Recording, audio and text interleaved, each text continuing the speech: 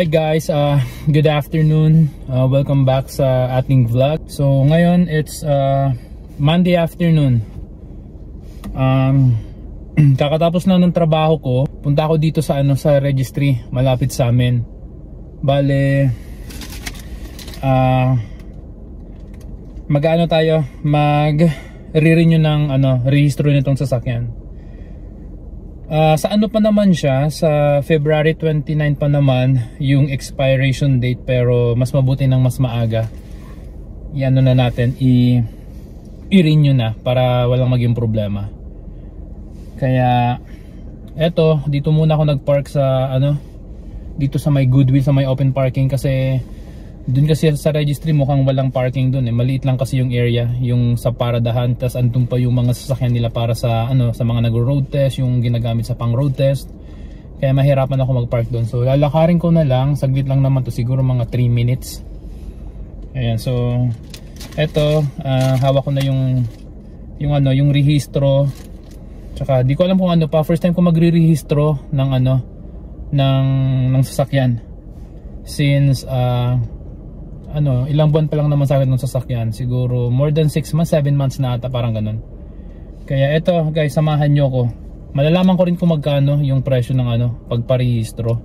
Tingnan natin kung gaano kabilis ang pagrehistro ng sasakyan dito sa Canada. Okay, let's go. So eto, may mga snow pa tong kalsada, pero hindi na gaano kalamig. Nakatsinelos lang ako Ayan na lang siya yung building na yan. Yan,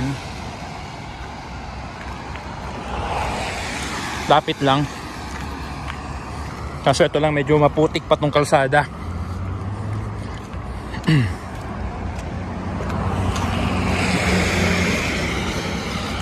Malamig pa siya ng konti kasi may konting hangin. Dito na tayo daan, shortcut na tayo. Sana mabilis lang at hindi masyadong matagal ang pagrehistro. Ayan, dito rin pala ako nag-road test ng pangalawa ko. Kasi nung una dun sa northeast, nabagsak tayo dun. At least dito naipas ako. Ayan, eto na, Southland registration.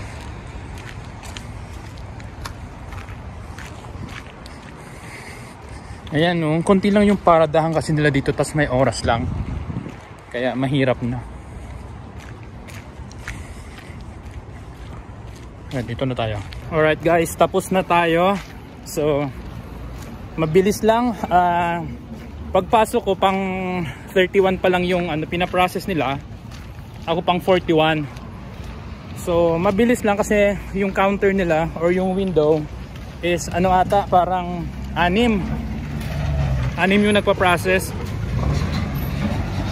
So mabilis lang, hindi naman ako natagalan masyado. Tas ganun lang, hiningi lang yung old na rehistro, tapos yung insurance ko, and then yun na. Ito, teka lang, ingat tayo kasi maputik maputik ang kalsada.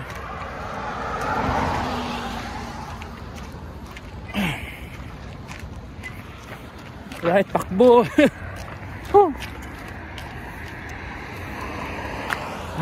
Lakad tayo, lakad.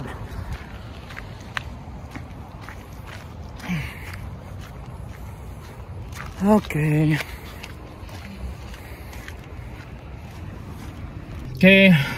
dito na ako sa sasakyan. Malamig pa din kahit plus 8 yung temperature. Okay, so ang binayaran ko is $93. Tapos kung 2 years daw, $173. So 1 year lang munang kinuha ko guys. Saka na lang pag nakaluwag-luwag ulit. Hiningal ako ng konti ron Pero yun, sobrang bilis lang. Tas wala masyadong tanong.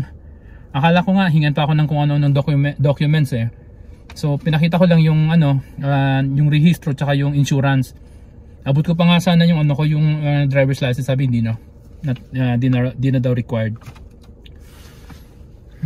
Okay. So ngayon punta ako ng Walmart kasi may inuto si Mrs. And hindi ko alam. Actually nagugutom na nga ako. Hindi ko alam kung ano bibilihin kong pagkain. Alright, so let's go. 193.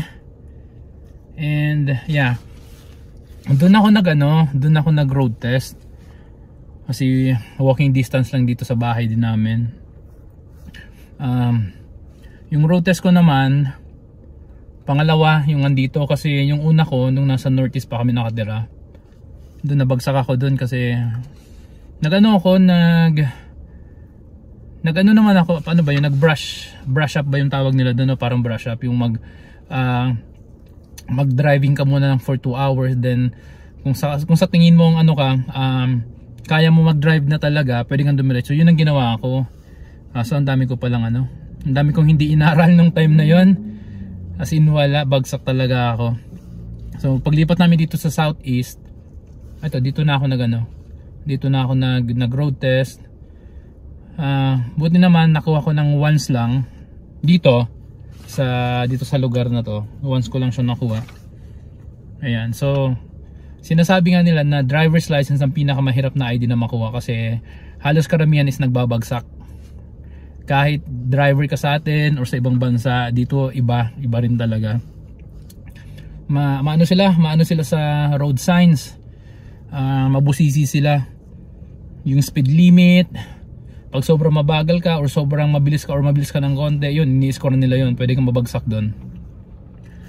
Kaya ayun, nung una medyo kabado ako kasi sabi ko ang hirap siguro makakuha ng lisensya rito kasi nga hindi naman ako nagda-drive kasi talaga. So dito lang talaga ako nakapag-drive. Kaya nakakuha tayo ng lisensya, nakahinga-hinga tayo. Malaking tulong ang may sasakyan dito sa Canada. Kasi pag wala ka, nako, mahirap. Ayun, so tama na, punta na ako sa Walmart. Okay, let's go. Alright, let's go to Walmart.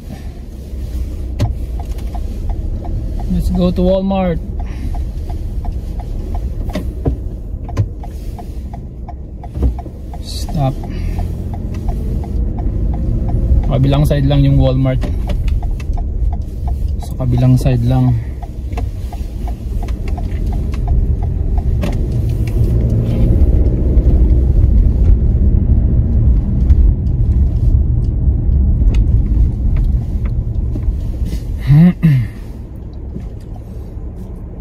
Buti naman lumabas na ang araw kasi makulimlim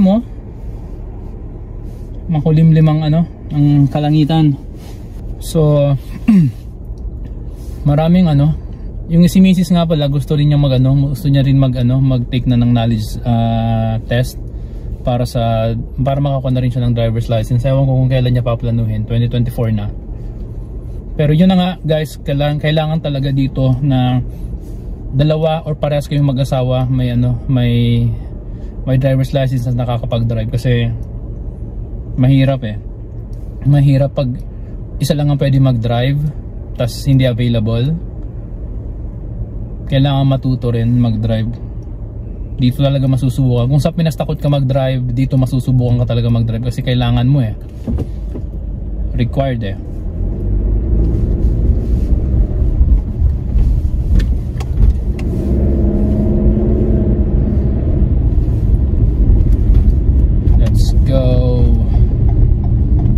traffic dito sa lugar namin ngayon, dito sa may Walmart.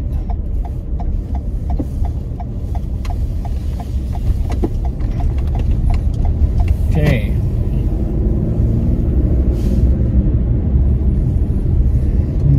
tapos na ako mag grocery, nakabili na ako ng diaper, bumili ako ng pagkain din para kay Sebastian, tapos yun lang, pauwi na ako.